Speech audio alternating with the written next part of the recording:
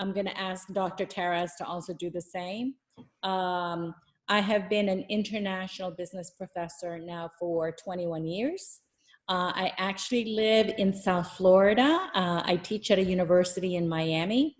It's Johnson & Wales University, and I've been there actually for most of my professional career. I have a doctorate in international business administration, and I've done work with Erasmus Mundus program, where we work on study abroad program with students from all over the European Union. And in the recent years, in the last 3 years, I've actually been the director of the Global Business Week, which you guys will all be invited to. I ran the program, the on-ground program for Global X Culture, where students from all over the world go to a university in one country. So for example, the first one was actually hosted here in Miami by my university. The second one was hosted at the University of Macerata in Italy, and the third one in Calgary at the University of Calgary. And then this year, currently, right now, we were all supposed to be in Singapore at the Singapore Management University. I'm telling you this because ultimately, when you become a part of the X Culture family and you rise up to be among the top 10%, you will also be invited to be a member or a student of these on-ground events. And as you continue your relationship with our X Culture family, if you are a high school student, you transfer into the college program, from the undergraduate to the master's and perhaps to the doctoral program. And for those of you guys who are professionals, we are actually developing more and more professional driven programs where you can actually interact with all sorts of people from all tracks of life. Again, focusing on your international business skills and growing your talents.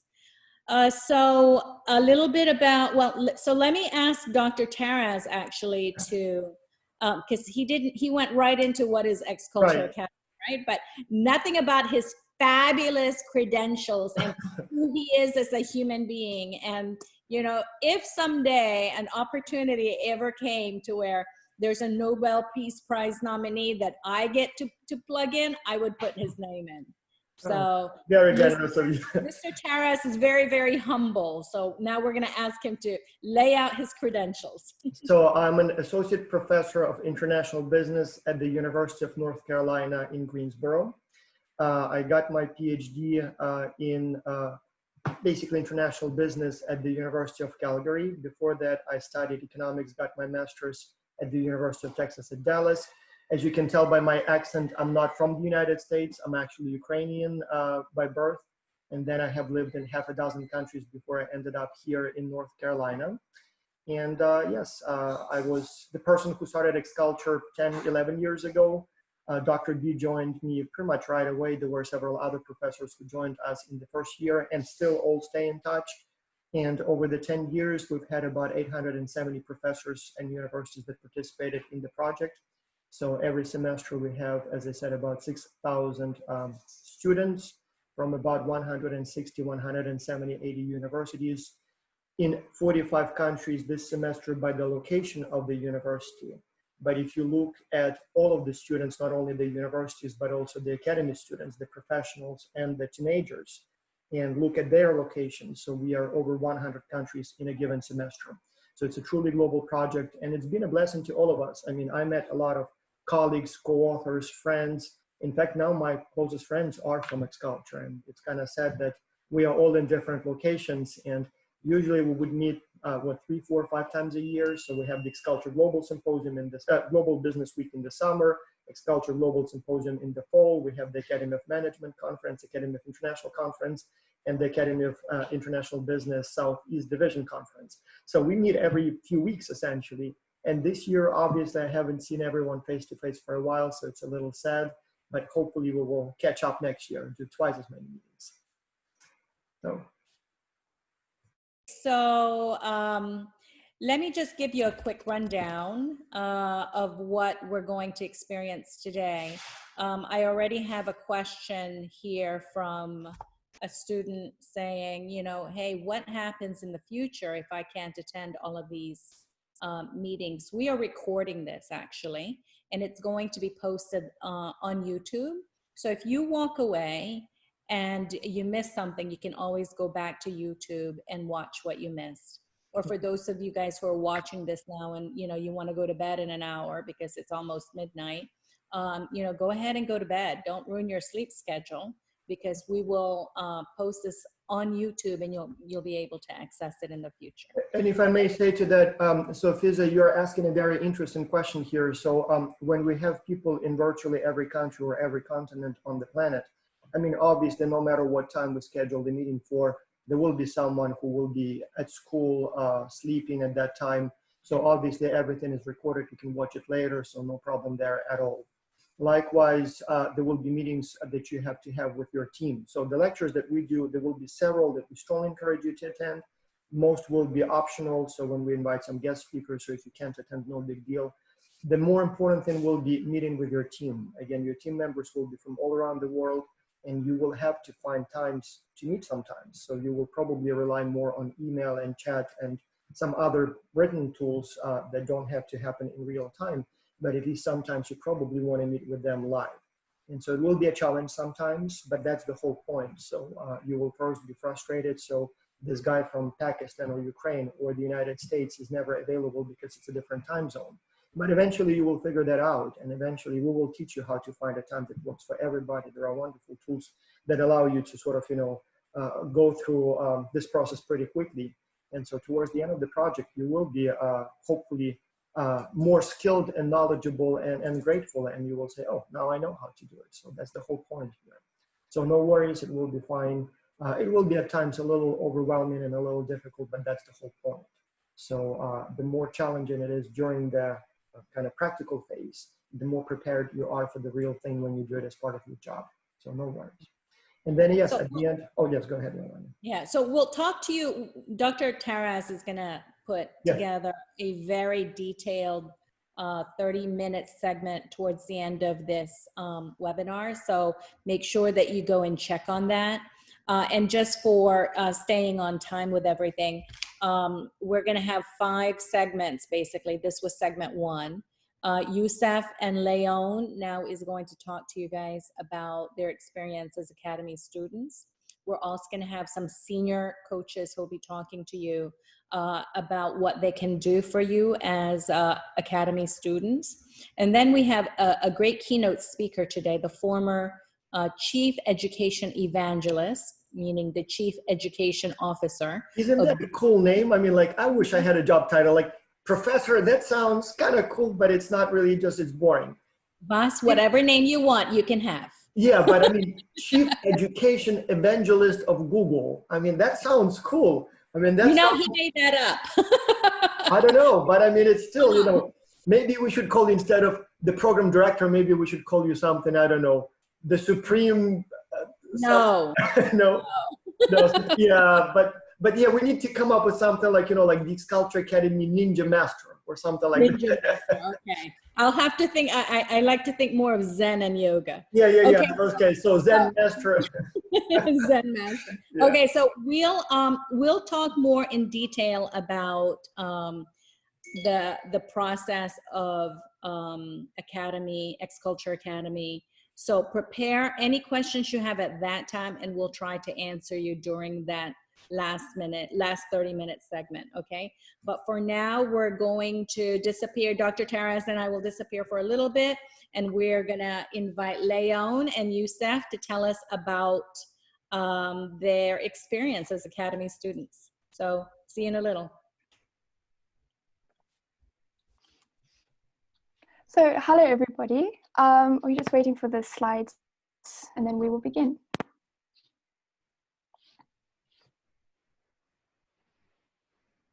Okay, you can start. Okay, thank you. So welcome everybody to X-Culture. Before I actually begin, I would like to mention, should you have any questions or comments throughout our time together, please feel free to post them in the chat and we will answer them towards the end.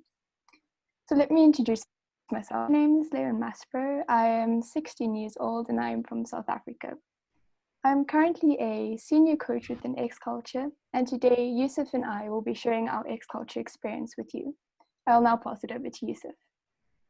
Hello guys, I'm Yusuf Kamil, you can call me Sudani. I'm a 17 years old and a high school rising senior from Egypt and a first time senior coach at X Culture. Now we'll talk about our journeys. Then we can start. So actually, before I share my X Culture journey, I wanted to tell you a little bit more about my life and who I am. I live in a beautiful but extremely remote and off-the-grid nature reserve. I've been homeschooled my entire life and I'm an only child. So all those factors put together result in me not necessarily being exposed to everyday things. Not that I'm complaining about it. And I'm always looking for new ways to gain new knowledge and build my skills. One of them being X Culture. I started my X Culture experience at the beginning of 2019 as an X Culture Academy student, just like you're all today. I then went on to being a coach, and I had the chance to guide students through the process that I was actually still trying to fully understand. To now being a senior coach and having to share my knowledge and experience has been such a roller coaster ride, but totally worth it. And I cannot wait for you to join me on it because it is truly life-changing. X Culture has helped me grow both personally and professionally. For example, my confidence is terrible, and X Culture has actually helped me gain my confidence so much more. If you had told me this time last year that I would be speaking in front of you all today, I would have really laughed my head off and told you that you're insane. And yet here I am. And lastly, one of the main things, what I personally think one of the most important things of X Culture is the community and the X Culture family. Every day I'm so honored to work side by side with such amazing and inspiring people. And I personally want to welcome you to the X Culture family. Yusuf, the stage is yours. Yeah, hello guys again. Foremost, I'd like to tell you a little bit about who I am. I'm a rising senior at a boarding STEM school in Egypt. I like drawing since I was a child, and I also like the idea of traveling and roaming the world, but I didn't have the chance till now, I hope soon. I unintentionally participated in X Culture 2019's August semester, like this. Wasn't expecting so much indeed to achieve through this experience, but upon receiving the acceptance emails, everything started to be quite serious. I felt that I'm not the right person to do this as a STEM school student, but it was my choice and I decided to continue. I passed all theoretical training tests and with good scores, and that was an optimistic beginning for me. And after joining a global virtual team, I felt like I'm overwhelmed and I couldn't control anything in the team and distribution of tasks and the work. And there were many other challenges like time zone differences, free riding, and many others you will learn about throughout the semester at X Culture. But the only thing that was unchangeable between me and my team is our kindness and friendliness to each other. We never had a conflict or collided. And although our outcome wasn't the best or wasn't the greatest we could achieve, but we're still friends till now, and I'm sure that no one regretted joining X Culture with us. What I like the most about X Culture, besides the academic experience I had, is the multicultural environment exposure. I know so many people from all over the world. I became an extroverted student who knows how to deal with people from different cultures and also can speak in front of all of you today. I myself can say now that this experience was an eye-opener for me to the business realm as a STEM school student who didn't know or even think about business before. And now I'm applying to major global business management at a top US college. Who knows, my whole career shifted at X Culture. And I continued my journey at X Culture by being a coach at the previous semester. I really enjoyed helping participants. I was one of them before. And currently, as a senior coach, the responsibility became much bigger, but I promise I will do my best to help as much students as I can. And lastly, I'm thankful to the coincidence that made me part of X Culture community and changed my life. And now we'll talk about our advance. Lauren can start. So we both chose two pieces of advice that we hope will help you through your journey. My first piece is give X Culture everything you've got. Because as far as I'm concerned, you have nothing to lose. And in actual fact, you have so much to gain. So don't let this amazing opportunity pass by. And secondly, remember that you're all in this together. No matter what challenge you face or setbacks you have to overcome, do it together and support each other through the process, because you're all a family. And just enjoy the process and have fun. Yusuf, you can share your wisdom. Yes. My first piece of advice to you is to keep communicating. It's an integral part within X Culture community. You have to keep communicating with your team members just to feel, make everybody in the team feel the responsibility. He commits to his team or to her team. Everybody works on a task. It mightly affects the overall team performance, and you should work together to have a great experience with X Culture and have also a great outcome. The second one is to provide valuable feedback. It's also a great skill that you should acquire through X Culture. No one is perfect, and we all have misses, but you have to be kind to your teammates. And if someone did a task which isn't great to you, you can say you can work on this more. This section is need to be improved, and this website could help you, or I could help you, not just saying like it's bad. He'll be or she'll be upset and maybe afraid afterwards, and uh, we will not be able to communicate about it. About the quote, I like this quote as it fits X Culture's community coming together at the beginning. It's when you all received your acceptance emails and keeping together the progress. It's when you're having your theoretical tests, and lastly, working together as a success. That's when you are placed all in global virtual teams and start working on challenges and reports.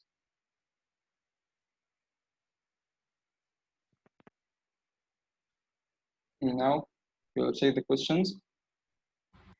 So if you do have any questions, please feel free to ask now. And I see we have one already. So Yusuf, do you want to answer this one first? What is your biggest challenge faced as a student? Sorry.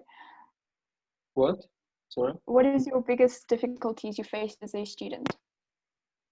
As a student in X Culture, I had a difficulty coping with the time zones, as I had my team was all dispersed from all over the world, and so many students in my team couldn't agree. We couldn't agree on a meeting every day or every week even, and that was difficult to keep up with every week's work and every week's tasks. That was very hard, and it was keeping us late to achieve anything or to work or to complete any task we will be doing. That's it. That was the biggest difficulty I had indeed. And then here's another question. How did you motivate yourself? Okay, I'll answer this one. So for me, especially because I am not necessarily exposed to everyday experiences as I have mentioned, and because I love this program so much, I actually don't necessarily need to motivate myself. It's just, I just want to do it, and I want to help X Culture like it helped me. Yusuf, I don't know, do you have anything to add on that? Listen, as I said, in my life experience, it shifted my career at all. I wasn't thinking even know anything about business, and now I'm applying to major business in my future university, and that's a whole completely different thing I had after X Culture. Sorry, I'm just trying to decide which questions to answer. Yusuf, if you also want to have a look and see which ones. Yeah. If there's any drawbacks for joining X Culture, no, I myself didn't regret joining X Culture, although it was by coincidence experience, but I really enjoyed it, and as I said, I'm thankful to this coincidence that changed my life indeed. And here's a question: how do you manage your time properly for X Culture? Yeah. That one is a hard one, but if you just set your priorities right and actually make sure that you get the task done before time and prioritize, I think it definitely can help. But what I've learned with X Culture, there's never actually a set timeline. So many things can be thrown at you, and you can just take them as opportunities to learn. Yeah, it won't take much. It won't take much time from you within a week, but you have to be committed. Maybe maximum 4 hours a week, just to keep communicating with your team and keep up with everything your team do, and that's everything. It won't take much time, but you have to be committed and to have the responsibility. That's it. We can then answer the rest of the questions in the chat. We have I hope you way all too many enjoyed. questions. I'm trying to keep up with them, but they come through all the channels, so we should have assigned several people to manage the questions. I didn't realize there would be so many. I will say, though, to everyone that in the second half of the session, we will talk about how this works, what to expect, what happens next, how you will be placed on teams, what you need to do. So don't worry about that for now. We will talk about that in a few minutes. So we would like to go through some of the sort of welcoming parts first, but then we will get into the technicalities. I also see we have some questions about the payments and financial aid. I will address all of that in the second half of the event. So nothing to worry about. It's pretty simple, and we'll explain all of that in a few minutes. All right? Yeah. Mm-hmm. Thanks, guys. Hope you all enjoyed the presentation. And for further queries, you can find us at these emails. Thanks. Wonderful, wonderful. Okay, so it looks like we have so many questions that it's really hard for us to keep up with it. And coaches, if you can help me answer them. I think we're all, the entire team is going back and forth. I see Jaren is making a lot of responses. Again, supporting what Dr. Tara said, a lot of your questions are going to be answered towards the end. So if we're not answering your question right now, just know that, we're thinking, oh, we're going to answer that question later. Yeah, so, I have a prepared review of, as I said, how it works, what it does, because it is a little different. It's not your regular course where you just, read the book and do the test. No. So there is some complication, and I'll explain everything in terms of how you will be trained, how you will be placed in international teams, what is expected of you during that period, how you will communicate with us, how you will communicate with the team, what kind of data we will be collecting, all of that. And obviously, payments, exams, certificates, recommendation letters. I'll talk about that in a few minutes. Yeah. So for now, we want to dedicate this time to the information that we would like to push out to you with regards to our coaches and our senior coaches. So now the next presentation is going to be by our senior ambassadors, and they are Jaren, Patricia, and Raphael. And I believe that they have a little interactive session for you as well. So you'll get to engage and interact in a sec. Okay? Good luck, guys.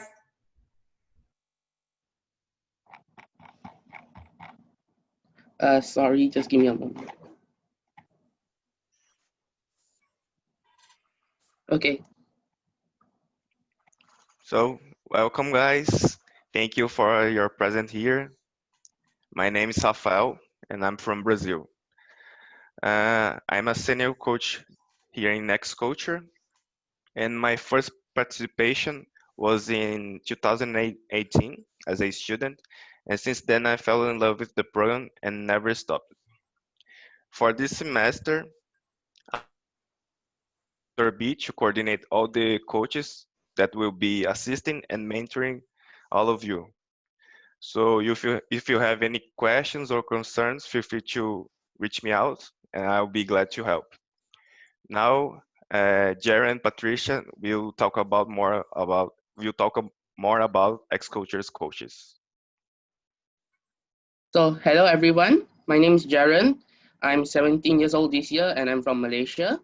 I participated in Next Culture Academy in the second semester of 2019. I became a coach in the first semester of 2020, and I'm currently serving as a senior coach. Hello everyone, my name is Patricia. I'm from the Republic of Moldova. I participated in X-Culture in the second semester of 2019 and became a coach in the first semester of 2020. And now it's my second semester as a coach. Nice to meet you all. So the main job of a coach is to assist students solve their issues they might encounter during their experience. and we'll go into that. So we have found that there are many types of issues, but in the beginning status, we have two types, which is organizational and personal. So in organizational, we have found that these are the four main issues that will always occur in the beginning. So in the beginning, assigning roles has been a problem, and most participants would not know how to assign roles to each other. This is optional in teams, and if you do want to and you do not know, coaches have been trained to assist you in suggesting roles that can be given out to each participant. The next is establishing contact with team members. In the beginning of the practical phase, there are times where you will not be able to establish contact with your fellow teammates. And as coaches, you may reach out to us and we will help you in contacting those teammates. And if we do not get them, we will be excluding them from the program itself. The next is distributing workload. And the report itself is a big thing, and there will be different sections that you will have to do. And it's a heavy load for students like your age. So as coaches, we have been taught how to help distribute workload among students itself. And we will give suggestions based on the experience of the students, and it's up to the team itself to decide who gets which part to work on. The last is suggesting appropriate means of communication. And in this kind of time, there are many types of communications that everyone has been using. So we as coaches will suggest means of communication that you can use throughout your semester. So it is up to you all whether you will take our advice on which communication you will use. Okay, so you might also encounter more personal issues, such as a conflict with a member. So if you contact us for a conflict, then we will work with you to identify the cause which sparked the conflict and suggest ways you yourself can approach that member and solve it yourself. And we may also contact that member and ask their point of view on why they acted the way they did and solve it together. Also, doubts can arise from a number of reasons, so we work together with you to identify the reason and encourage you to participate further in X culture because it's an amazing experience and it's totally worth it. Also, you might encounter problematic members and you will familiarize yourself with different types of problematic members during your training, but one such a member could be a free rider, and we need to remember that free riders can be either intentional or unintentional, so it's better not to jump to conclusions from the start. So we would contact that member who is not actively participating in writing the report and ask them what was the reason and give them a warning of what would happen if they continue not participating. So these are just some issues. You may or may not encounter them, but you just need to know that you always can contact a coach to help you with them. So as coaches as well, we do review your reports. So this is optional throughout your semester, and you may ask us to review your report either weekly or whenever you like to. So as coaches, we will identify problems throughout your report. So the problems that we might find is parts that need improvement. So, and unnecessary information and unclear information.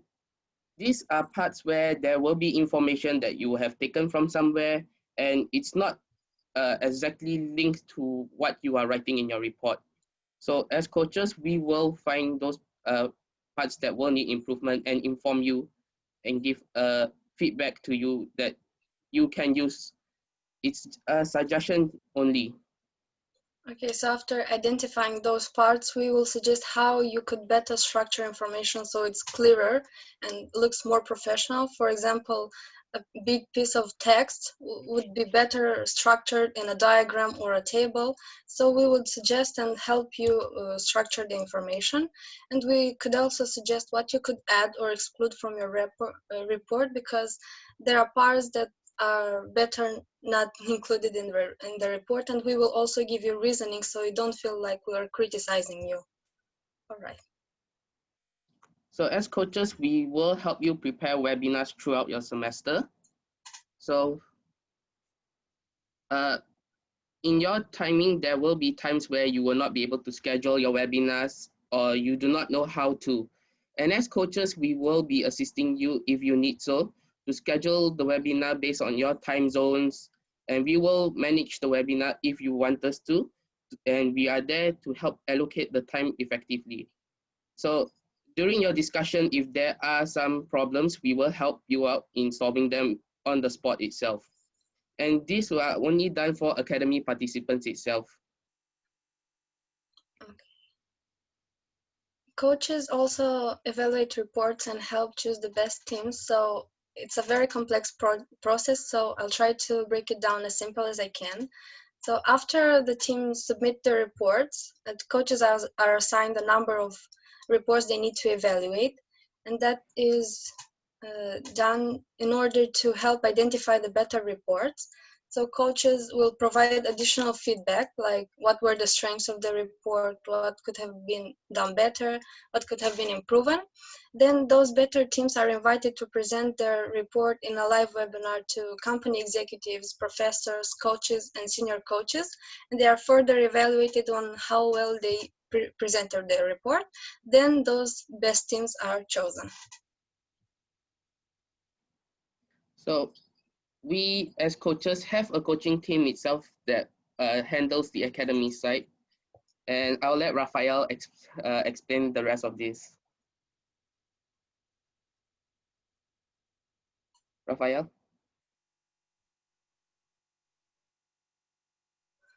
So for now, our team composed by me. I'm the senior coach coordinator for the coaches. Annette Nakamiya, she's a senior coach that will be helping us. Leon Maspero, another senior coach from South Africa. Sayaka Tanaka from Singapore. Jaron from Malaysia. Patricia from Moldova. Yusuf from Egypt. Ania from, I forgot right now, The sorry. Philippines. Malaysia. Yes, Philippines. Oh, Philippines. And it's also from Egypt. Salma, Ayam, Samra, and Baktash. All of them are here to support you throughout this semester. If I may add also that there are about 50 additional coaches, primarily former MBA students who will be coaching the university students and professionals. Again, it's very important to remember that the X-Culture has 3 distinct tracks.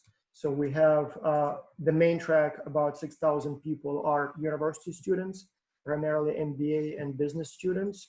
Then a separate track, the X-Culture Academy kids or teenagers, most of them I assume are here.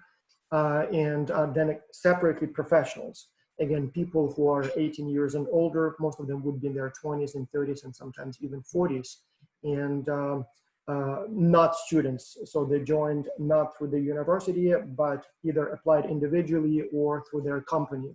And so again, that's a whole separate group. And obviously all of the teams and all of the training materials are kind of tailored to those different groups. So the expectations for the teenagers are a little lower than, for example, for the university students. The professionals are probably the most experienced people, so the expectations and the work they do is a little bit more advanced for them. And so obviously the coaches and the support structures are a little different for those different groups. And then obviously, again, when we put you on in teams, you will be matched with people of the same age and experience. So if you happen to be a 16 or 17-year-old teenager, you will be on a team with the same age high schoolers. If you're a university student, for example, MBA student, you will be on a team with other MBA students of a similar age and experience. And if you're a professional, maybe a little older, maybe you have family and so on, you will be placed on teams with people, again, of your age and your experience and your sort of level so that you don't have to, so all that is matched, obviously. So. All right, so we chose a quote by Martin Luther King Jr. You don't need to see the whole staircase, just take the first step, which we thought relates to X-Culture because in the beginning, the report and X culture might seem like a lot to do and you might get overwhelmed, but it's not that scary. Just remember that you need to take this big part and divide it into smaller parts and work on those one step at a time. So when you see the result, it's one big, beautiful report. And along the process, you will have us coaches who will guide you, will support you, and will always encourage you. So don't hesitate to contact us. Thank you for your attention. If you have any questions, we will be answering them now.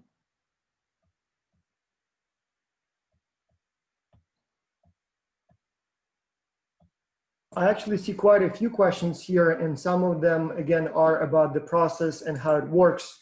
And so I will be addressing that a little bit later. So I'm trying to see which questions we'll want to answer now and which ones we'll want to answer a little bit later. But some of these questions could be perhaps for you guys. So you all completed the X-Culture program as students, then you qualified, went through training, became coaches, and now you're helping us run this program. And so one of the questions here is, what was your biggest surprise in this program? So when you joined, was there something that you did not expect and it went completely different and was a surprise for you? Anyone? So I joined in 2019 and I actually worked with Patricia in the semester itself. So I was her teammate. So during that time, we knew about free riding itself, and we thought that maybe it wasn't going to happen to us. But as they always say, expect the unexpected, and we did actually have a free rider itself. So do expect the unexpected itself, but don't worry, coaches are always here itself to help you. So if you do have any problems, you can contact any of us. Let me ask you one more question. So several people asked about the types of challenges, the tasks that you're working on. And I was going to tell what companies we have this semester and what the tasks are. But better yet, let me ask you guys. So when you were members of Global Virtual Teams, what company was your client and what did you work on? Tell us a little bit more about that. Okay, so our client company was Culturally. So should I say different sections we had to work on? Well, tell what the company does and what kind of help they needed. Oh, so Culturally, go ahead. What country was the company from? Was from Singapore. China. Oh, Singapore. Singapore, yeah. So they work to also bring cultures together. So you may book experiences, cultural experiences, and different ambassadors for different ambassadors. They serve like a media. They are medium between. Yeah. So they organize like immersive cultural experiences. Rafael, do you still remember what was your client, what company when you participated the first time? I actually don't remember the name, but it was from Peru. It Oh, was that's a company. Vertical Journey. Yes, that's correct. So that's also a tourist company. So they organize sort of extreme type of sports and travel experiences. So we had that. Yes, that's the one.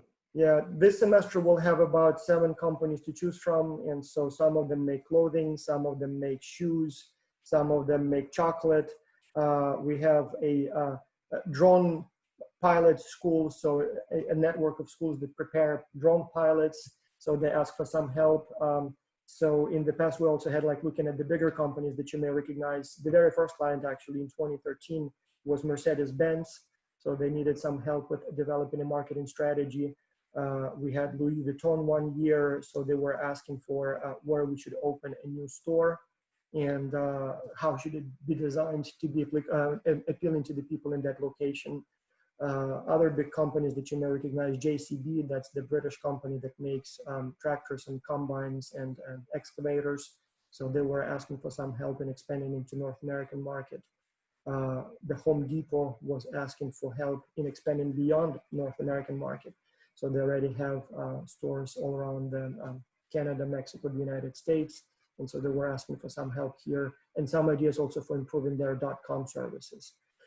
So we try to collect or select the companies in a way that each one represents a different industry and is headquartered in a different country. So there will be, as I said, up to 10 companies and each will be from a different country and with a different product. And in most cases, they will be asking for your help with, like, for example, the best marketing strategy and marketing tricks. Like if you were designing a, I don't know, a commercial on TV, so what it would look like and things like that.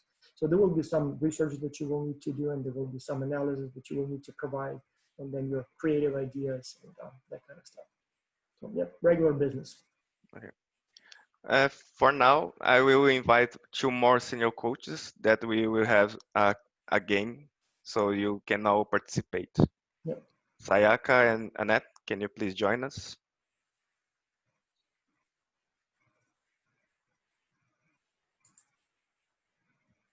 Hello, Hello. can you hear me? Yes, I can hear you.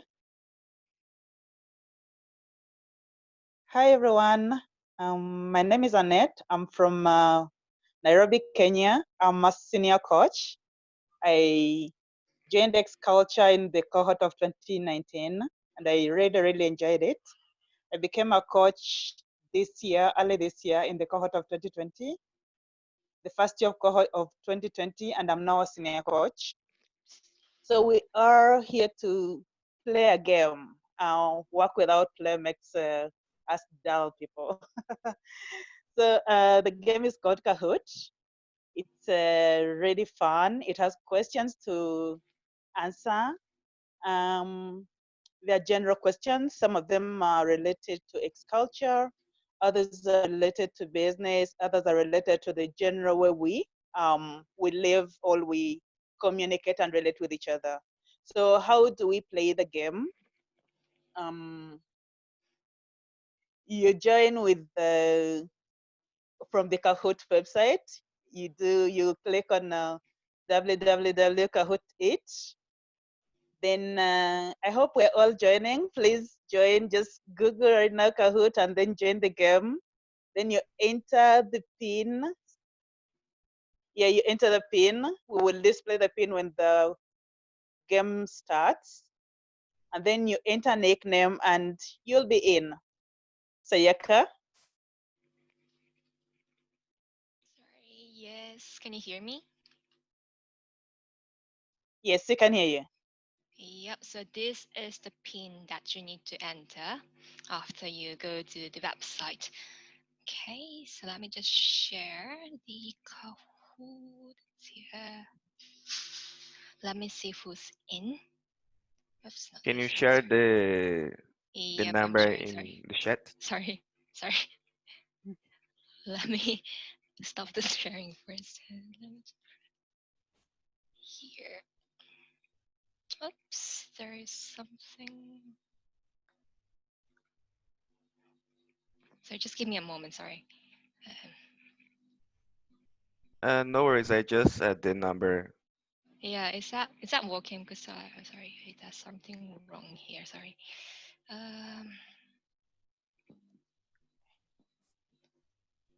Oops. Oh no. Just so you know, in real life, things will happen, and this is one of them.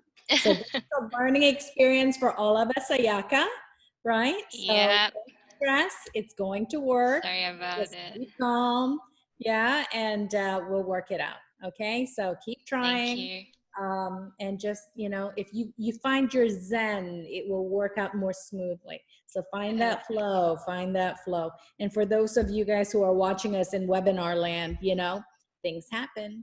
I would say the S word, but then that would be inappropriate. Thank you for helping me out with it. Okay. Start ready to join.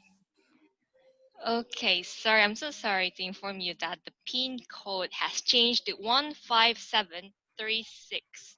There are a few questions, meanwhile, about math and STEM. So we don't really, how should I put it? We don't really provide training in STEM or math. It's all about international business, international collaboration. But to that question, I'll say that among the client companies that we have, sometimes there are some challenges where your technical skills and engineering skills may be actually useful. So first, many clients, many companies will ask you to do some market research. Maybe your team will go and perhaps introduce some friends to get their ideas about, you know, a specific product or market. And then, so if you have some strong math skills, that would be useful for you to apply to analyze those data. Or sometimes our client companies ask for ideas, you know, product design. And so again, if you are a STEM major, for example, maybe you are good at engineering. So maybe you'll have some ideas for how it could be, how your ideas could be applied towards improving that product. So we don't really specialize in math or engineering or whatever STEM areas are there. So we are all about international business. But if you do have that background, it actually could be useful for some of the tasks. So, yeah. Okay, so can you guys see the screen? So we see your screen now, so it seems okay, like everything's okay, fine ready. okay, great. Now there are 70 participants. We are still waiting for some others. Now we see 75 names.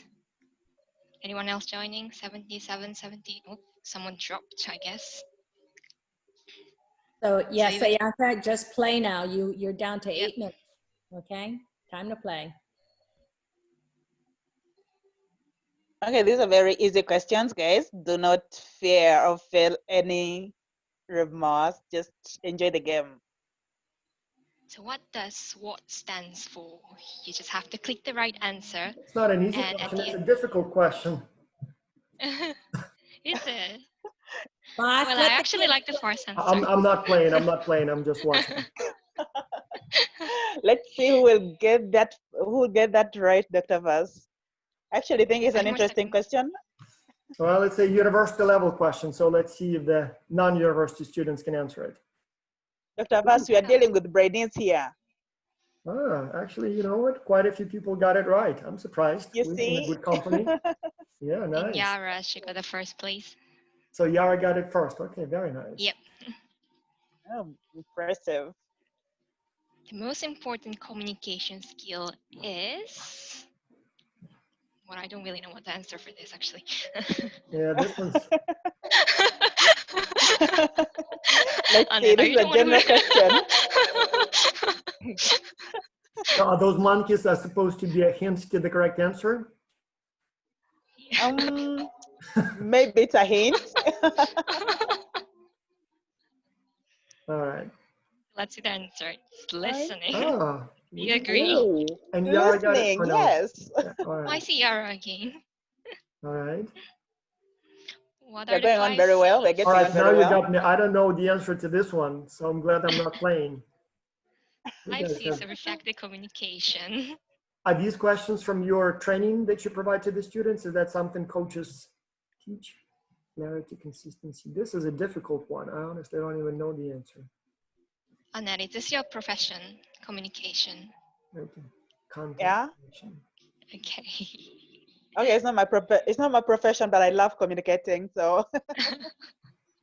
Wow, that's. Oh, but most of them go correct. Ooh, they Wow. got it. Is that No, correct? they got it right. Okay. Yeah. All right.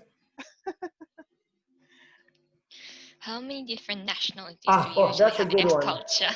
But again, yeah, that's a good one. But you spoke about that in your introduction, Dr. Vaz. So this one, I think everyone will get it right. Yeah. So I did say how many we have this semester, and that's by the country, by location, because some people move in their lifetime. So when you look at how many countries people call as their country of origin, the number may be even larger. Yeah. So that's the picture from that's from the from Italy, from the symposium we had a couple of years ago. Yeah. That's in Macerata. Wow. Yeah. Oh yeah. Everybody Right. was listening carefully. Nice. So. What action is considered rude in many Asian countries, especially in Buddhism? This is hard. Someone's head, wearing shoes in temple, wearing hats inside class. Ooh. If you're not from Asia, then you're They planning like to to get it right. Yeah. This is quite simple, actually. Really? Have you Really? been to Asia? Yeah. Wait a second. So when you walk into a church, you have to take off your shoes? Exactly. Temple. Actually- Temple, boss. Temple. Temple. Oh. So the correct answer was what? All of the above? All of the Yes. above, yes. So you cannot touch somebody's head? No. No, my what God. would Is you want something touching holy. someone's head? Can't touch the Really? soft That is spot. Okay, rude. I'm learning something. Okay, all right. Okay, Well, next question. that's educational. Which of the following intelligence? All right, this one I know. I actually wrote a bunch of research papers on the topic. So, all right.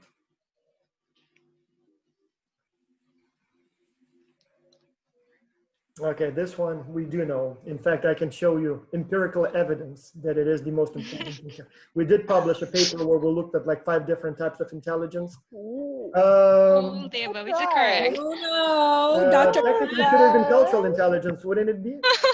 No, it's actually all the above, Dr. Voss. So all Okay, of the Dr. above Voss, are that's gonna have important, to be a but one is conversation. more important. Yeah. Oh, this The one's most okay. important is culture. This Yeah. is a good question. Let's see if everybody was listening. All right. So this one, that's a test of not so much knowledge, but attention to detail. Hint, hint. Dr. Voss talked about it. All right, let's see if we get the correct answer on this one. I can't believe it that it's been so long now. That's because we're old, Dr. Voss. Yeah, we're getting old. They got it right. Yes, 2010. Yes. Four. Yes, a good number of them got it Okay, right. It means they were okay. listening. What is Oh, sex culture this one, quoting okay, all from? right. Okay, we got 2 more minutes to play, Sayaka. Okay. This right. photo is also from Italy, isn't it? Yeah, that's I me. think that's in that conference room downstairs there, right? Yeah, that's me. And that was right before we went to That- have that's- our faculty dinner. Yeah. Yeah, that's the. I think that's the hackathon meeting on one of those because all of them are professors, I believe. Yeah. Yeah. All right. Oh, That's okay. right. People were listening to you. Good. So Impressive. maybe we can go for one last question. All right, let's do What is one that and then culture announce the symbol? winner. What is the culture symposium? Oh, Or this is a 2 good more. photo. So this can photo do- was we Sayaka, went to you the can- you can A company. few more. Yeah, 3 so more. we went to Yeah. that company. They Okay. made light fixtures like lights and all kinds of illumination. Oh yeah. And that Again, was a nice, Matsumoto. yeah. What was the name? What do you call it? Iguzzini. Yeah, Iguchini. Yeah. Right. Yeah. So that was a very nice, informative company visit. So when we have those symposia, so for the whole week we visit different businesses. Like in Italy, in this city, we even met with the city mayor a couple of times. So they welcomed us. So that was interesting.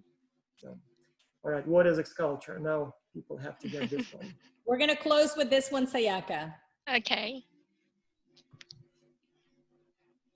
So what is culture? Networking. So Oh, broad. I love this question. That's a very good way. So, Oh, well nice. done, ladies. Yeah. Hint, So, hint. yeah. Are you listening? 5, 4, 3, Networking for life, 2. crowdsourcing for business education and business consulting. That's a very good question, guys. Okay. So Ooh, a good number of them So got who it won? right. let me just Oh, skip all right. those questions. Yeah. Oh, that's a those good one. So questions, where's sorry. the largest community? Oh, someone's still Wait, answering. where is the largest Skip these community? questions. Sorry. You're running out of time. I'm South sorry. Africa is famously known for. Guys, I want to know the answers. The Rainbow City. I Okay. know that you're Russian. All right, You play by let's do your this one. Big Apple. Big Apple. So that's the. What is the nickname of? Oh, come on, guys! NCC. I wanted to know the answer. Okay. That's okay. We could have been a minute late. Yeah. So I Alina, saw a lot and of the first EJ. one is. Who's the was it winner? Jamie. Jay. EJ. Yeah, EJ. EJ. I kept Oh, Congratulations. beautiful. Yeah, Congratulations, EJ, Wait, I Alina, saw and Rafar's Nihat. name. I saw Yes, Rafar's EJ got 10 I out mean, of thank you. 15, even though the last 3 you kind of skipped through very quickly. That's quite impressive. Yeah. Yeah. So we're gonna need to identify who EJ is. Yeah. Yeah. Okay, so thank you guys. That was so much fun. So for those of you guys in webinar world, these are the kind of interactions that you're gonna have as you participate more and more with our ambassador, our coaches. Okay, so now we're gonna move on to our next thing. Jamie, you and I have seen each other a lot. And so I consider you my friend now, actually. So we're probably going to have a lunch date one day so that I can pay you for all the time that you've given us. But I'm going to let Rafael introduce you. But Jamie, it's nice to see you again. Thank you for coming again. Yeah, of course. Thank you, Jamie, for having us here. It's an honor to introduce our keynote present with you, James Cassie, former the Chief Education Evangelist at Google. James collaborates with school systems, education organizations, and leaders focused on building innovation in USA education policies and practices.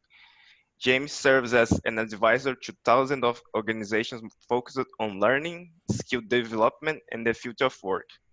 He's also the co-author of our first talk about poverty, and as a way to talk to children about poverty. James helped launch the Phoenix Coding Academy, a public high school in Phoenix focused on computer science as part of an inquiry-based learning model. Today, Jamie comes up to talk about skills for the 22nd century. As the world gets more connected and online, it also gets more complex. In addition, COVID started a new era in the way of living. Therefore, students need to develop knowledge, skills, and abilities to thrive in this new environment. Students will need to solve global problems we haven't defined yet, using technology that hasn't been invented in roles that do not exist. To thrive in this new era, students need to know how to learn, how to solve problems, create, collaborate, communicate, and think critically. This will be the focus of Jamie's conversation with us today. Thank you, Jamie, for your time. Thank you very much. Thanks for having me. So because this is an international call, you can call me Jaime. The problem I have is, for those Latinos in the world, is when someone says, hi, is your name Jaime? I just immediately go to Jamie because they can't pronounce it. So I always go with Jamie. It's just easier with people here in the US anyway. So as mentioned, I am the former Chief Education Evangelist at Google. I was there for 10 years. 14 years, but for the past 10 years, focused on education and the use of technology in education and what we could do with technology in education. Launched Google Apps for Education into the university space that we now call G Suite. Launched G Suite into K-12. And we have, they have 100 million users using these tools around the world. I'm sure some of you are using them in your schools as well. And then the craziest idea I had was I launched Chromebooks into education when Chromebooks weren't meant for education. And I thought we'd put a couple million into the world, but it looks like we're putting a couple million a month into the world. So all that, without knowing that these tools, the technology tools, Google Apps, Gmail, Docs, Google Classroom, and Chromebooks would be such a big part of this COVID world and being able to continuously learn because you have the tools to be able to do that, right? So sometimes you solve problems that you didn't even know you were solving because you couldn't. I can tell you, I was at those whiteboards creating this stuff. There's nothing on those whiteboards that say, in case there's a global pandemic, these tools would be helpful. No one predicted that. So sometimes you make things to solve problems that you didn't know you were going to solve, which is an interesting way of thinking about the work that you do. So I only got about 25 minutes at this point. So I wanted to bring up a couple of things to think about as young people who are in this world and what you're facing. And I'll start with this idea that we are now living in a digitalized world. We are now living in a world where digitalization is going to be a component to everything that we do. And you guys were born into this world and you don't know anything different. You think that this is just the world, the way the world is. But what you need to understand about digitalization, and by digitalization, I mean everything that has to do with artificial intelligence, machine learning, AR, VR, automation, robotics, all those things together, that whole package of technology tools, things that you program, if you will. What you need to understand is that even though it looks like for you that we've been in this for a long time, your whole life really, we are literally at the very, very, very, very, very, very, very, very, very beginning of this. We haven't even scratched the surface. And as a point of illustration, Google a couple months ago announced a breakthrough in quantum computing. And I'm not going to get into the whole definition of quantum computing, but it's a new way, and the best way to describe it is it's a three-dimensional way of thinking about computing. But here's the breakthrough, because it'll show you where we are. If you took a mathematical equation, right? I heard people talking about STEM, but if you took a mathematical equation one of those that keeps spinning on forever until you get to an end number, and you fed that calculation to a supercomputer, just one of the world's most powerful supercomputers, or the world's most powerful supercomputer, it would take you 10,000 years. It will take that supercomputer 10,000 years to process that equation. That's why they use many supercomputers at the same time. But it would take 10,000 years. The breakthrough that Google had was you could take the same calculation, the same equation, feed it to the quantum computing breakthrough that Google had, and they did it in 300 seconds. Now, that wasn't done on a MacBook, right? That was done with gigantic servers and all the power in the world and scientists and all that, but that's not that far off. And so you have to consider 300 seconds versus 10,000 years and what's in between those two numbers. So we are at the very beginning of what's possible with this. We haven't even nowhere near where we can do with technology and with digitalization.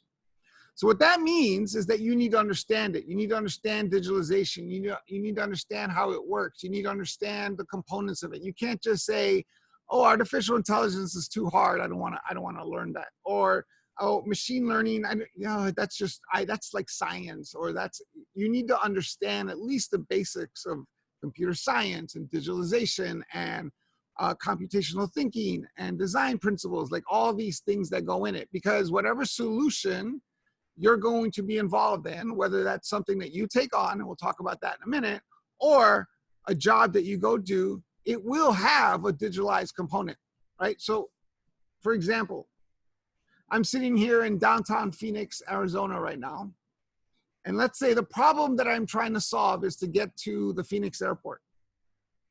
But I don't know that cars exist. I just have no concept of cars. What kinds of solutions would I come up with? I might come up with a great walking plan. I might come up with a great way to, I know what time to leave. I know what time I'll get there. I know what the path is. I know which is the less dangerous. I know where all the shade is. Like, I can come up with a great plan of, like, if you leave at 10 o'clock, it'll take you 3 hours and 46 seconds to get to the airport. Like, I can come up with great solutions, but is it the right solution? Is it the best solution? And that's digitalization. Digitalization is the car.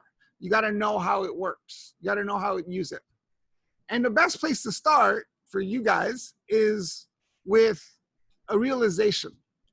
And the realization is that you have been lied to your whole life.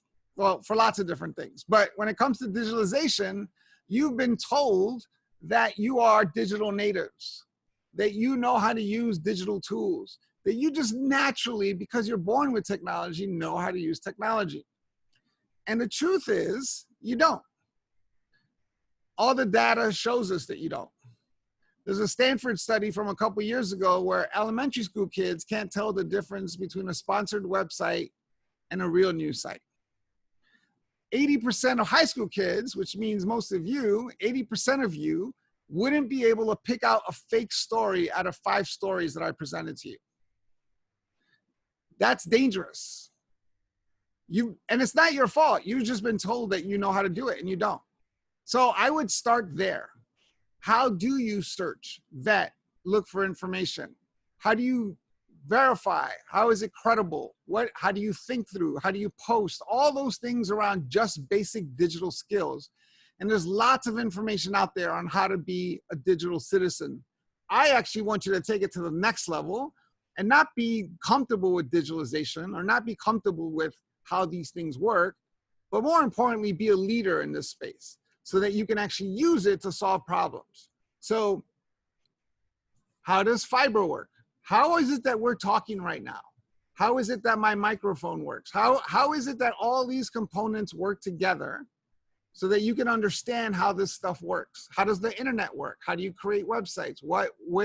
What's the next version of this? Why is one Wi-Fi network better than any other? What causes that? All those things to get curious about so that you can really understand these tools. And part of it is because you've been told, this is the adult's fault, by the way, this is not your fault. Because you've been told you're digital citizens and you just know technology, you never ask questions about it. You just think in your head, consciously or subconsciously, oh, they they think I know this stuff, so I better not ask questions. So I'm yelling at teachers and parents and educators and adults about the fact that we need to stop calling you digital citizens and start working on really building out digital skills. So that's the one thing that I want to drop on you to think about as you move forward in whatever it is that you take on. So that's one. Now, because we're living in a world of digitalization, what you learn matters. And right now, what I'm trying to do in education is to move away from material and content and subjects that we know machines can do better. Because eventually machines are going to do them. So if you're learning how to memorize things, machines can do that a lot better. So what that means is that you should be focusing on human skills. So on the education level, on the policy level, that's what I'm trying to work on, is to get us to think about developing human skills. And those human skills are the basic human skills that we've been talking about for a long time. Problem solving, collaboration, critical thinking, the ability to learn, and creativity. I have a 5-year-old, and every time she wakes up, I think about those skills and how can I help her develop those skills? Because at the end, if digitalization is growing as I say it's growing, and human skills are here, it's not a battle. This isn't the Terminator. This isn't Matrix. This isn't a battle between the machines and humans. It is literally a cooperation. How do you take human skills, like I would put digital leadership under critical thinking. How do you take these human skills and take advantage of digitalization to solve problems that you are interested in, to bring different solutions to societies, to build products, to do whatever, but that combination. So as you're going through education, ask yourself if you're learning human skills. And it's, again, not your fault if you have to memorize a textbook, 3 chapters of a textbook, because you're gonna go get a test on it. That's not gonna help you in the long run anyway. So I'm working on that. I'll continue to work on that, but you also need to take some ownership about this. And here's how you do. Because if you look at this list of all the things that I just talked about, these things that I call human skills, we used to call them, by the way, 21st century skills. But you know, we're 20 years into the 21st century, so you can't really call them 21st century skills. And if you really want to trigger me, call them soft skills. A lot of adults call them soft skills, and that's just an insane concept. They are absolutely the most essential critical skills to develop, period. And when you look at that list, the one that you should focus on, the one where you can start building your own capacity and capability, is around the ability to learn. Now, I'm not saying the ability to take a test or the ability to outline a textbook or the ability to sit still and keep your arms folded in a classroom. The ability to learn starts with a self-awareness. It starts with, I don't know how to do something. I can't tell you how many adults, and you might say this yourself, how many adults, college educated, graduate educated, PhD educated adults who say to me, you're very creative. I am not very creative. That's what they say. Or they'll say, you know, I'm just not good with technology. I'm just not tech savvy. I hear educators say that all the time. Or they'll say things like, I'm just not good with finance. I don't understand the stock market. Stock market's not for me. I don't get it. Whatever that concept is, but those are usually I hear about the creativity one, I'm just not very creative, or I hear I'm just not good with technology the way you are. In my response to the adults, this isn't even students, my response to the adults, and this is why I don't have a lot of friends, but my response to the adults is, no, you've chosen not to be creative. You made a choice not to be good at technology. It's a choice. Because everything that you need to learn how to be creative and everything that you need to be good with technology is out there. You're choosing not to learn. The brain is a marvelous thing. You can sit and study something for 16 hours in a day and then go to bed and the next day wake up and do it all over again. It's just limitless. It's like one of those Slurpees or something that's just got a bottomless pit. It can do it forever. Now, it might take you an hour to build your technology skills. It might take me a year, but the ability is there. And so it starts with self-awareness. It starts with not, I'm not very creative. It starts with, I need to learn how to be creative. I need to learn how to use technology. I need to learn how computer science works. And then the next step in this is having awareness to, and this is back to the digital skills, on where to go learn that. Where can you learn how to be creative? What information is out there? What knowledge is out there that you can learn to be creative? And then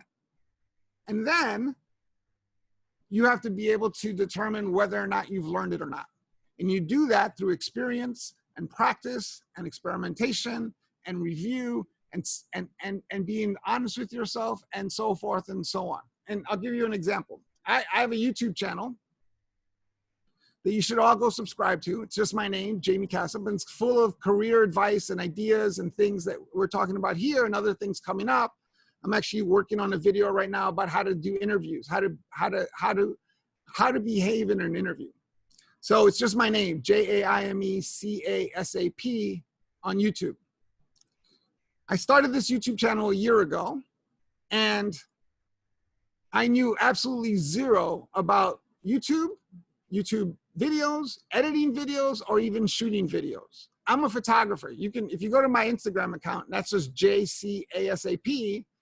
If you go to my Instagram account, you'll see that I'm a photographer. I like taking pictures. I didn't even know my camera had a record button on it. Knew nothing. And I went to my daughter, I have a 27-year-old too, who is a producer, a film producer, an editor. She actually has a degree in film, and she works at CNN. And I said, hey, I want to start a YouTube channel. Where do I start? What's the first thing I need to know? And so she laughed for 20 minutes, but when she was done laughing about me starting a YouTube channel, she said, okay, start with this. Shoot at 1080, you don't need to shoot at 4K. Shoot at 24 frames per second to keep the motion realistic. Double your frame rate, so keep it around 50. Most cameras don't have 48. And try to keep your ISO at 100 to keep the noise down on the film. And if you shoot outside and you keep those settings, you're gonna need a ND filter, but get a variable ND filter because it's gonna blow out your exposure. And I said, cool, thank you. Thank you very much. Here's my next question. What do any of those words mean? I knew zero. And then I learned. And I didn't start with, I'm not good with video, or I'm not a videographer, or I'm not a YouTuber. I started with, I need to learn how to be a videographer. I need to learn how to edit. I need to learn how to do this on YouTube. And then I learned. And how I measured that, and I knew where to go. I used wisdom of crowds. I took a class. I did all these things that I knew where to go get this information so I could learn. And then how I measure it is how many people watch my videos. I watched my first video. You know, if you go watch my first video, it looks like my first couple of them look like hostage videos compared to my last couple of videos. And I can see progression. I can see it getting better. It used to take me, 5 days to edit a video, and now it takes me a couple of hours. I can see it. I can experiment. I can experience it. And oftentimes what we do is we give up. So I take the camera and I go outside because I just learned all this stuff. And then I try it and it doesn't work. And so I give up. When in reality is that you got to try it and do it and do it and do it and do it until it clicks. But it will click. And so that's a self-attitude that you need to have.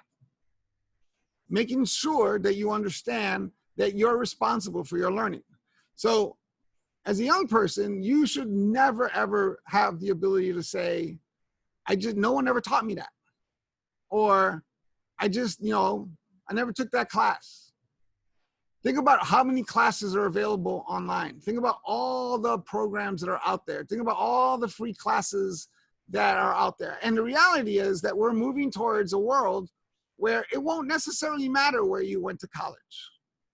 What will matter is, what did you learn and how are you using it? And pretty soon we're going to have technology, and we're going to have, because I know startups are working on this, where you're going to have the ability to determine someone's knowledge, skills, and abilities, and be able to determine whether or not they would be a good fit at your organization. And you don't care where they went to college or how many classes they took, or even if they finished their class, because you know that they are skilled.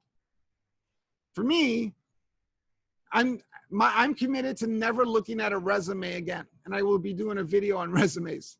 But I'm committed to it. Doesn't mean that tomorrow it's going to happen, but I'm committed to never reviewing resumes. What I want to see from people are portfolios, work that they've done. No matter what their age is, no matter how long you've done work, what is it? I want to see it. I want to be able to analyze it and interpret it. I want to see what you can do. What's the next step? What's the next potential? Just as you can watch my first video and then watch my last video and see that, oh, there's progression here. This person can progress. And then the last thing I want to cover is another skill that's on that list, which is problem solving. All of you have been asked the most ridiculous question in the modern age, which is, what do you want to be when you grow up? If I asked you to raise your hands, all of you would be able to raise your hands, because you've all been asked, what do you want to be when you grow up? You have to ignore that question. And you have to have a little understanding, because that question comes from the old world. That question comes from a world where jobs were stable.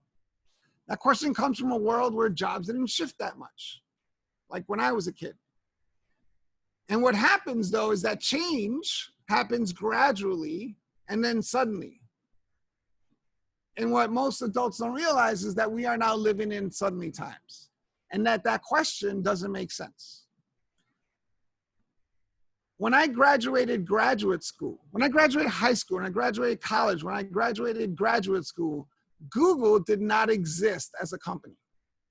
There was no way for me to prepare for a career in technology and the internet at a company named Google, because none of those things existed.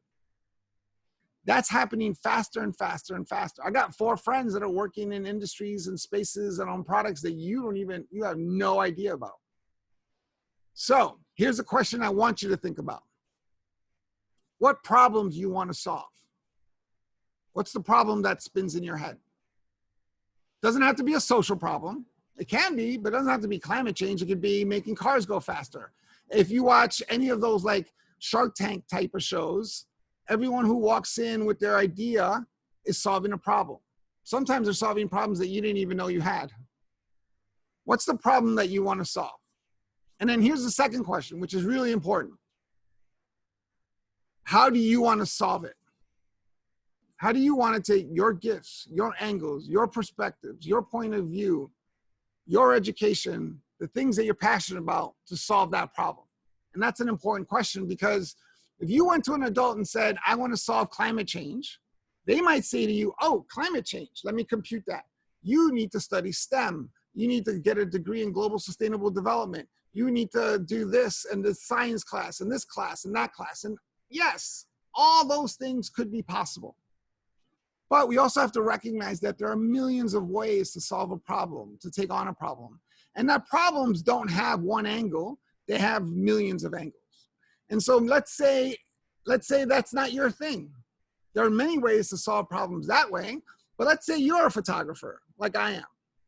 You're an unbelievable photographer. You like take 1,000 pictures a day. You're just passionate. Like my daughter, who got a degree in film, she had been making movies since she was 5 years old. You're a photographer. You're passionate. You're good. People like get emotion from your photographs. They see it. And so the way you can solve climate change is by going out and documenting climate change and showing the world what's happening with climate change, or telling stories about climate change through your photographs. That's another way of solving a problem. And let's say you're a great educator. You're just born to teach, like my 19-year-old. He's going to be a teacher. The way you can solve climate change is by going out and creating an educational program around climate change, or an experiential program around climate change for students to visit climate change types of cities or whatever. So that matters. And then the last question that you need to think about, then the last question that I need you to think about is, how do you, this last question I want you to think about is, what do you need to learn to solve that problem? What are the knowledge, skills, and abilities that you need to have to solve that problem?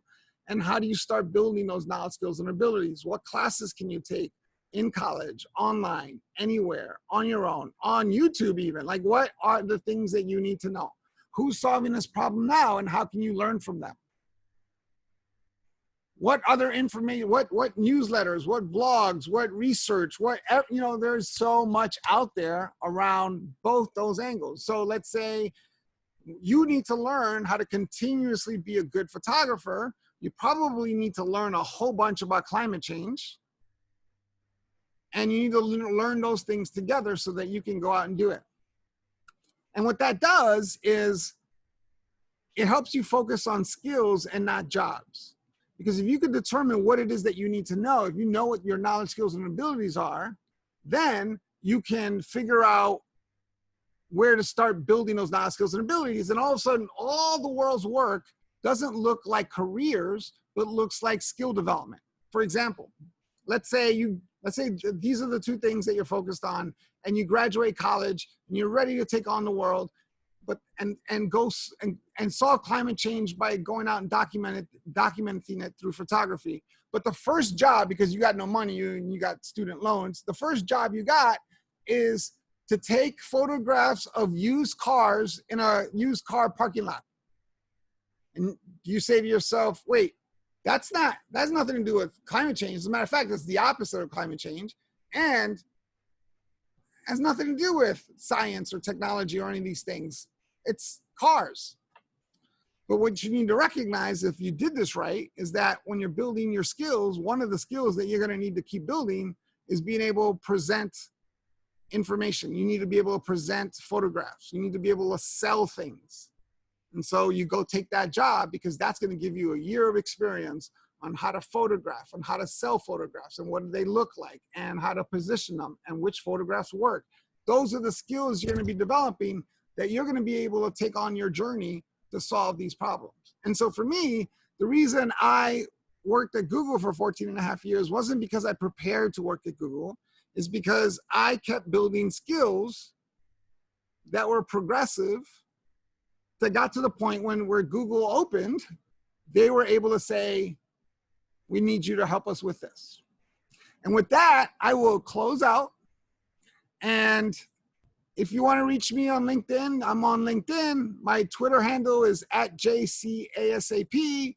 I'm on Instagram. And obviously, all you guys are going to go and subscribe to my YouTube channel at Jamie Passo. Yes, and actually, everybody, we pushed out the Twitter. I think Raphael just did it. He pushed out the Twitter account, the YouTube account, the Instagram account, and the Facebook. So Jamie, just so you know, we have 1,300 students just this semester alone. Awesome. From 100 and, Vas, was it 109 countries? 104 countries for the academy. 104 countries. That's not counting the 6,000 students in the university track. Yeah, so that's next. So if there is a little blip on your followers, you can credit us for that. So all right, we'll do that. Again, amazing. Right. Thank you so much for being such an inspiration to so many of us. And we look forward to really, maybe forming a relationship with you. I just sent you a message. And I'm sorry, I sent you a message in the middle of your yeah, that was you. Who is that? Because I was just thinking, like, this guy needs to be on our board. Like, why isn't he working with us? Because this is exactly what we do. We are taking all of these amazing students from all over the world, and we want to build their skills. And if you want to take that journey with us, Jamie, that would be amazing. So waiting for your answer. You did mention your YouTube channel where you give advice like on job interview and things like that. So we do get a lot of those questions from the students. And so we are trying to sometimes educate them using our own skills and knowledge, but maybe we should send them to your channel. Yeah, so I posted a couple of videos on how to send messages on LinkedIn. Yeah, that's another I can tell you this, everyone is terrible at it. Yeah. So what I did in the videos is I took the real message that I got and I explained why it was terrible and I gave suggestions on how to do it better. Yeah. Right, right. I use a lot of his videos actually to teach my college students basic life skills. Right. Like, you know, getting organized, not procrastinating. Those are basic life skills, especially in the time of pandemic. It's crazy how students don't know how to self-manage. And I use a lot of your videos actually to teach that in my organizational dynamics. I even did a video on how to do videos. Like this is why you're seeing me like this. Why it's different than everyone else. Yeah. So clear, so beautiful. So Jamie, I look forward to your response. All right, thank you guys. All right, bye. Thank you so much. Bye. Jamie. Thank you. Bye. Okay, Vas. So we have a ton of questions that I keep telling students, you know, hold off. We have a 30-minute segment in the end, and we will try to answer all of those questions. So I think the first thing we should do is really step them through the process, right? Let me talk about that. Yes. So in terms of how it works, obviously it's not your typical school or online course. And so it's going to be run a little bit differently. So let me explain how this works. So first, there are 3 components or 3 phases of the X-Culture Academy program. The first one is, we call it the theoretical training phase. Then there will be practical training, and then there will be reflection. So the first 4 weeks will be the theoretical training phase. During this time, you will be given some theoretical training. So in fact, let me show you what it looks like. So I'll share my screen here, just one second. And I will show you what the resource page looks like that you will be working with. So this is the resource page. The link to it will be sent to you tomorrow.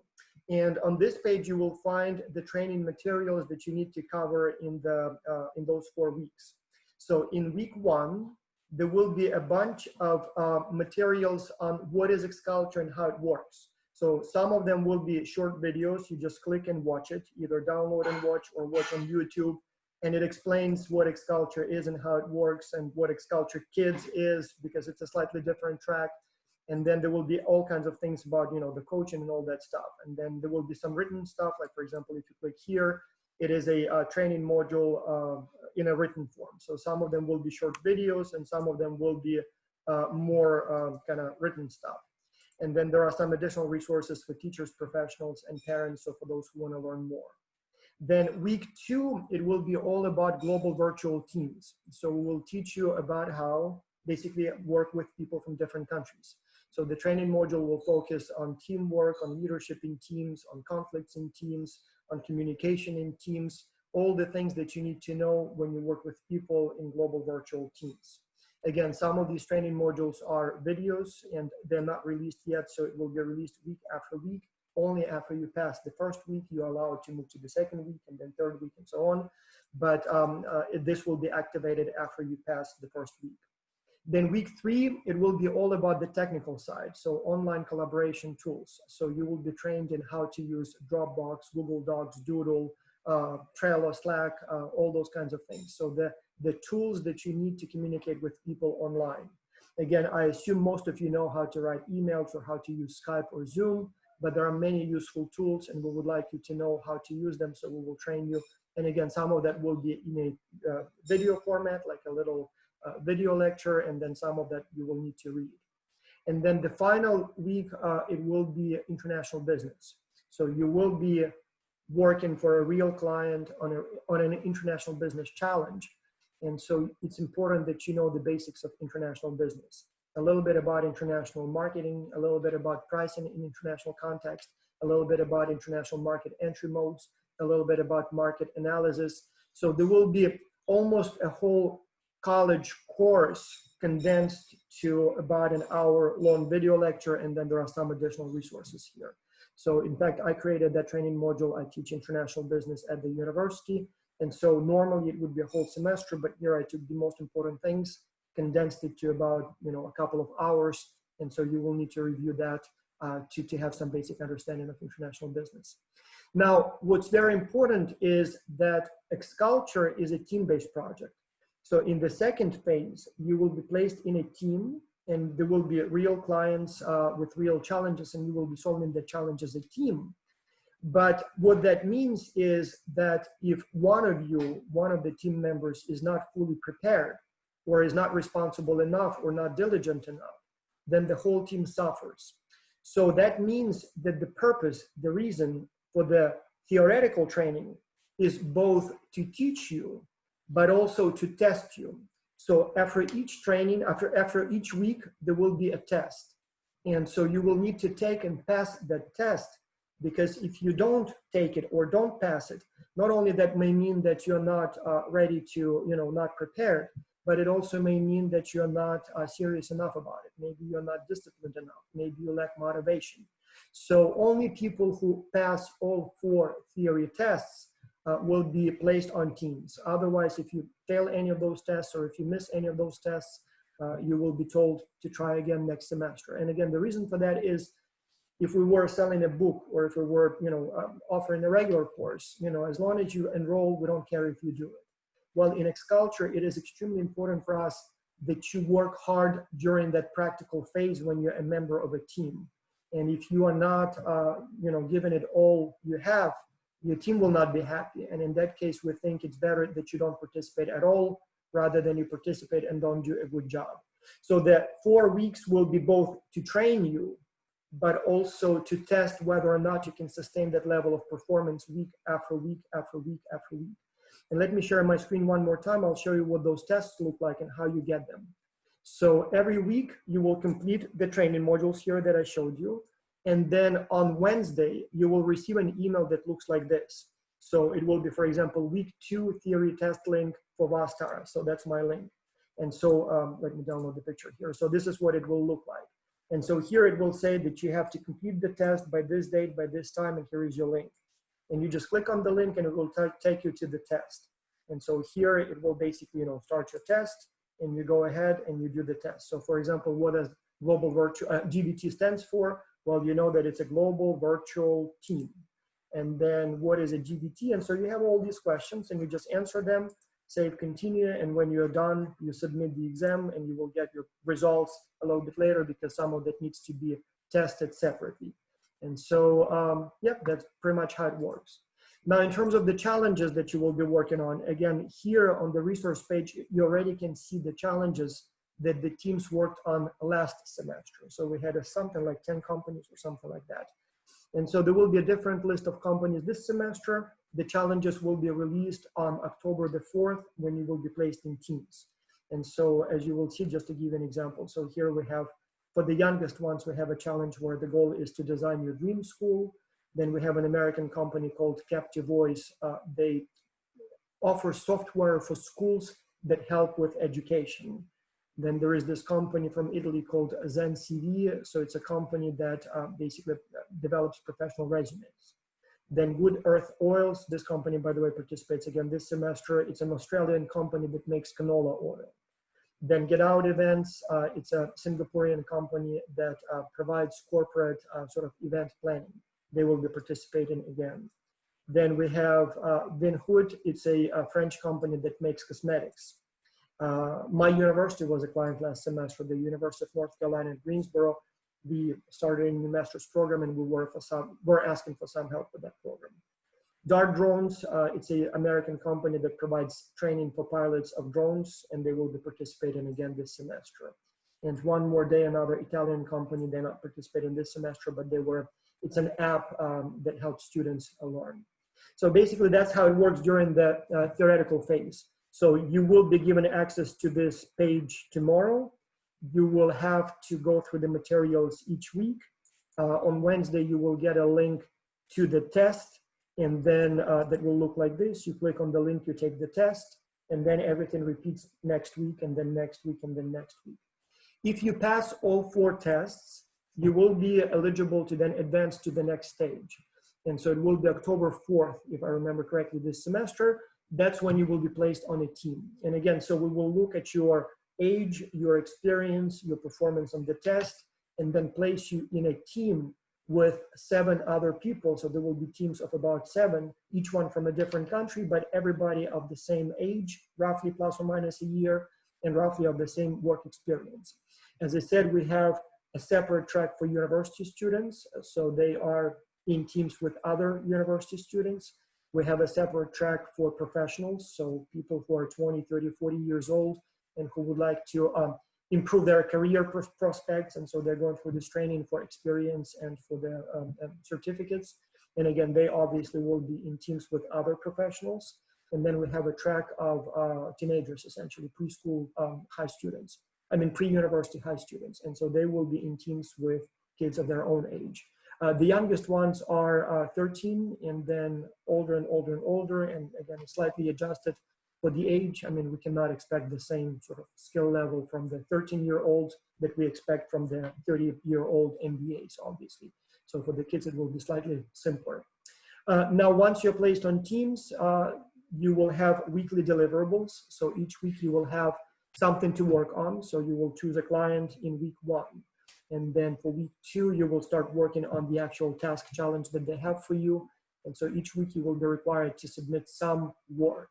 And so it will be reviewed, you will get some feedback, and you will move on to the next week and the next week and the next week until in the end, you will be submitting the final report. Now, during all these weeks, all this time, we will have regular webinars, not quite like the one today. It will be more like a weekly review webinar. So we will usually have a guest speaker, usually one of the professors who will talk about some specific topic that is relevant to that week.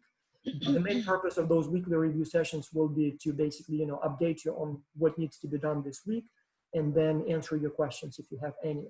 So in the United States at universities, there is something called office hours. So that's when the professor is sitting in the office and is available to the students. This is something like this. So there will be a couple of professors available to you each week. And if you have any questions, they will answer them for you. In addition, the coaches will be available to you. So you will be able to fill out a form at any time and request coaching help. And so the coach will be available to you to maybe provide feedback on your work, or maybe answer some questions that you have, or maybe you have a conflict with a team member in your team. The coaches will help you with that. But yes, all those 2 months when you work in a team, it will be about you and your team and collaboration. There will be webinars with the client companies as well. So the first round will be in the first week of September. So this is where you will be able to meet the managers, the CEOs, the founders of each of the client companies. So you can select the one that you like most. And then there will be a few follow-up webinars with the companies where they will answer your questions. If you have more questions, maybe provide feedback on your ideas and stuff like that. So at the end, you will submit your report, and then each report will be evaluated by usually about 5 to 7 different professors. So they will read your work and they will evaluate it. And so based on that, you will receive some sort of a grade and some sort of feedback. Additionally, in the reflection phase, there will be several things that that will be December basically. So what we will ask you to do in December is 1, present your work to your client. So you will do a video presentation online to your client. Now, obviously, we will have more than 1,000 teams. So a total number of teams usually is like 1,100, 1,100. And so obviously, the clients just simply will not have the time to watch every presentation. It will take forever. But you will still be asked to prepare one and record one. And so we will see how many will be able to present actually live, but everybody will have to prepare a presentation and deliver it, and we will have the recording of that. And then there will be also a series of kind of reflection webinars at the end, so where you will share your experiences with other X-Culture students, where we will sort of reflect on what has been going on in those last few months. So where we will try to sort of learn from this experience. And when everything is done, you will receive several different things. 1, you will receive your X-Culture certificate. 2, you will receive your performance evaluation. And then 3, you will receive your recommendation letter. So somebody asked if X-Culture can help you get into a good university, and the answer is yes. In fact, we have quite a few students who have gone through X-Culture and then used this experience and the certificate and the recommendation letter in the application to the university. And because most of the kids of your age or people of your age are not participate or have not participated in international teams, obviously you will be a little bit different. You will have something nobody else does. You will have an experience that nobody else has. And so that will help you stand out from the crowd and be a more interesting candidate applicant for that university. Same thing with jobs. We get a lot of emails where students tell us that they were applying for a job. And again, it could be a university student or a professional. And there are 10, 20, 30 other people applying for the same position. And everybody is roughly the same. Everybody went to college, everybody has good grades, everybody has some experience. But then our student says, oh, but I also completed the X-Culture program, and here is my certificate, and I worked with people from all around the world for a real company. And so I learned how to communicate online. I learned how to present online. I learned how to schedule meetings online. I wrote a report, a strategy for a company. Here is the copy of that report. And then the interviewer says, oh, tell me more. This is very interesting. I've never seen anyone who's done this. And so before we know it, you got the job. So this is briefly what it is. So for now, look out for that email with the link to the resource page. And then a few days later, look out for the email with the link to your first week test. Make sure to do well on the test. If you fail the test, somebody is asking, can I take it again? We will give you an opportunity to try again, but try not to fail on the first take. As I said, the tests are both to make sure that you are knowledgeable and skilled enough for the program, but also to make sure that you are responsible and disciplined enough and able to sustain that level of performance for multiple weeks. Because as I said, you don't want to have people on your team who are not ready, right? You don't want to have people on your team who maybe not fluent enough in English to communicate with you, who maybe are not responsible enough to participate week after week, week after week. And so if you are one of the people who is not ready, we will just ask you to do it again next semester when you are ready. I would not worry too much. It's not that difficult. The tests are relatively simple. As long as you read the materials, you probably will know the answers. The tests are not timed. You can take them anytime during that week by Sunday midnight. And so if you start the test, you can take as much time as you need. So you can go slowly, it's not a problem. So as long as you try, you probably will pass the test. But some people don't try hard enough, and obviously we don't want those people in the program. There was also one question about payment. Yes, X-Culture is not free, kind of. So obviously, you know, we have a lot of sort of expenses related to running this program. All those professors, coaches, electronic tools, all of that needs to be paid for. So there is a participation fee of $256 per student for the whole course. But we also realize that this amount may be too much for some students, maybe from poor countries or maybe poor families, whatever that means. So you were able to apply for a stipend. And again, not everyone gets a stipend. It's not an automatic thing. But if there is a legitimate need, we will provide some financial support. So it's only limited, only for some people. But if you really cannot pay, we understand that, and we will try to work with you and provide some financial support. So, so there will be some support available to students who really need it. You should have received your acceptance letters by now. And so everything about the payments and about the stipends is detailed there. So if you applied for a stipend and if you were given one, it would be in that acceptance letter. And if you were not given one, again, it would be in that acceptance letter. If you have questions, just send a question to academy@xculture.org and we will provide you more information. So I'm going to stop here. I'm not sure if there are any questions that I did not answer. So if anybody is monitoring them, let me know. But it seems like I've gone through all of the details. So look out for that email, click on the link, access the resources, do whatever is due first week. Then look out for the email with the link to the week 1 test. Make sure to pass the test and we'll go from there. And week 1 will be all about how X-Culture works. So if you have any other additional questions, it will be covered in that week 1 materials. All right.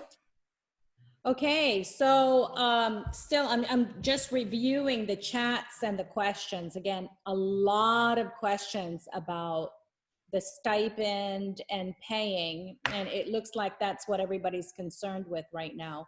And just as a backup for Dr. Taraz, okay, so like he said, that this is not a free activity because we have so many expenses.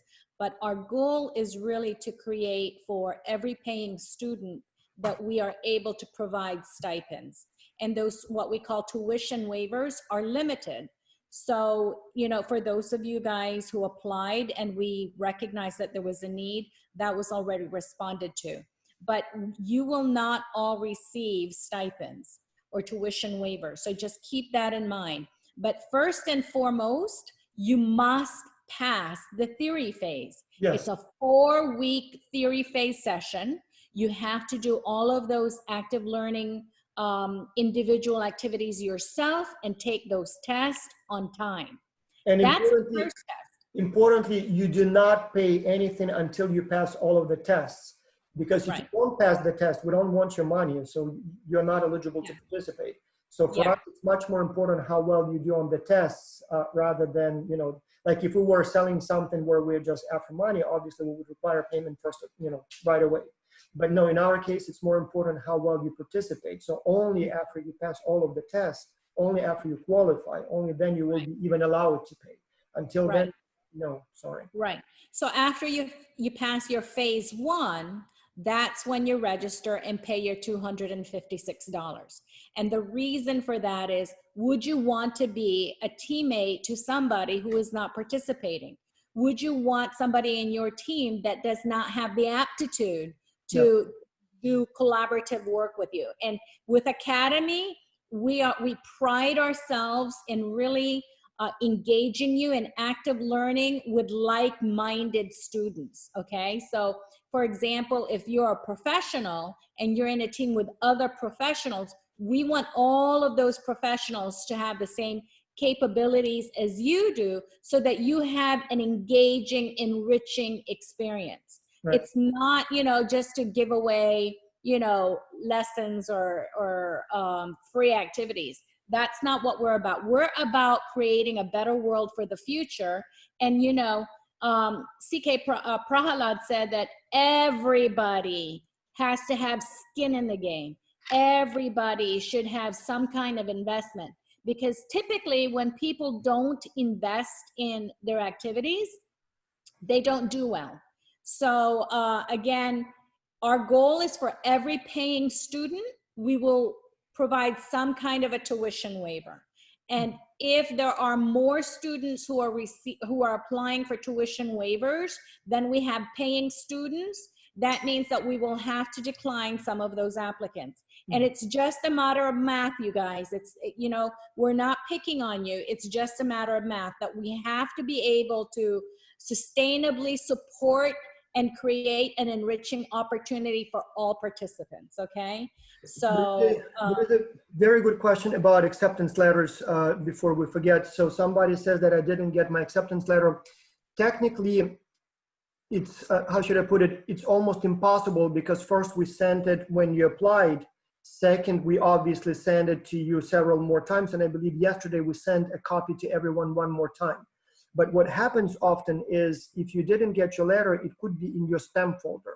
So we have to send out over 6,000 of those letters, obviously, in the last few days, because that's how many students we have.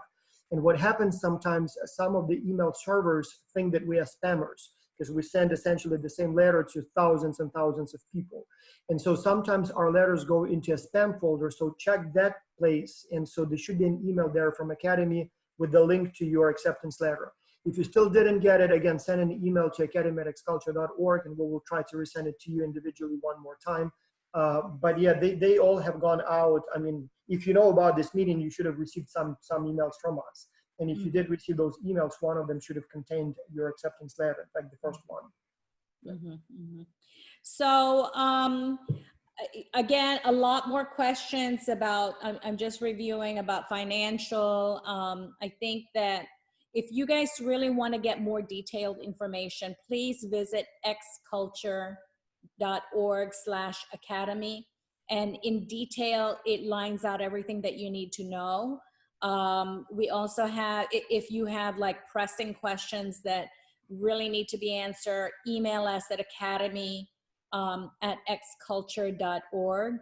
But again, I think that we basically answered all of the questions here. Well, and importantly, the first week's training is all about how Xculture works, what it is, from the history of the program to literally where you find the deadlines and where you submit your work. So no worries. Once you go through that first week's training, you will know all the details. You will know how the teams are formed, how you submit your work, how you choose a client. Do you need to have a team leader or not? You know, how you communicate. So all of that will be covered in that first week. Right. So the important thing for now is watch out for that email tomorrow with the link to the resource page. And then on Wednesday, every Wednesday, you will get an email with the link to that week's test.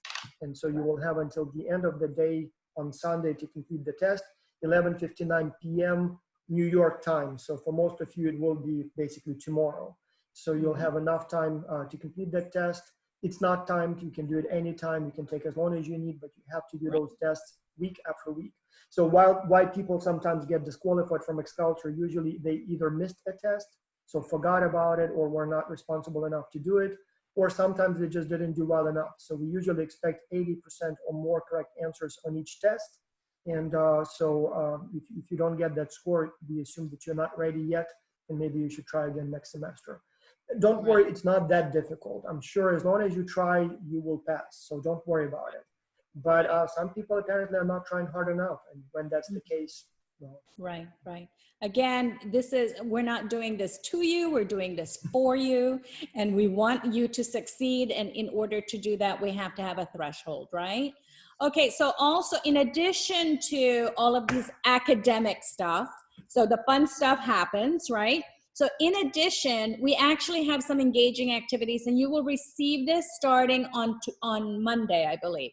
We'll be sending out a sign-up sheet that will present you with some social activities. So the first social activity set that we're going to push out on Monday is we're going to be hosting some global virtual tours. So if you would like to apply as a virtual tour guide of your city or your country, we are looking for participants who will do that for us. We're also looking for That's the first time we do it, so I'm curious. So we cannot travel because of the I want to go too, right? So yeah, I'm happy to show you my town, my home. So maybe some of you will do the same. So I'm curious to see what your towns look like. So yeah. Yeah. So we also are offering sessions for virtual cooking demonstrations, and this is where we will select somebody who wants to do a cooking demonstration, and then we will give you a list of products that you need to purchase, and during the cooking demonstration we actually want you to cook with us. And then also we have another program called the Pen Pal program, where we will put you in contact with another student or another academy participant from the other side of the world, like mine, like ideas, but just different locations, so that you can get to know each other. And I loved having a pen pal when I was a student. So that's in addition to the team members, right? So they'll have a team. So those they will communicate with all the time, but they will have a separate pen pal from a different team. Yes, right? Separate pen pal from a different team, from a different part of the world, and we'll make sure that it's not one of your teammates. That's the whole idea. Right. Also, several students asked me if we're going to do any more virtual picnics. So we did one 2 weeks ago, I believe, where everybody brought